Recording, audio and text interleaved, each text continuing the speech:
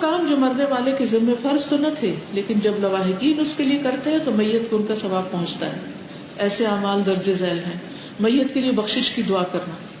سیدنا ابو ہریرہ بیان کرتے ہیں کہ میں نے رسول اللہ صلی اللہ علیہ وسلم کو فرماتے ہوئے سنا، جب تم کسی میت کا جنازہ پڑھو تو اس کے لیے اخلاص سے دعا کیا کرو، ایسے جیسے کوئی اپنے لیے کرتا ہے، تڑپ کے. سیدنا عثمان بن عفان سے مروی ہے کہ نبی کریم صلی اللہ علیہ وسلم جب میت کو دفن کر کے فارغ ہو جاتے تو قبر پر رکتے اور فرماتے، بھائی اپنے بھائی کے لیے استغفار کرو. تو ہم سب کو بھی مرنے والے کے لیے استغفار کرنی چاہیے، اس کو فائدہ ہوتا ہے.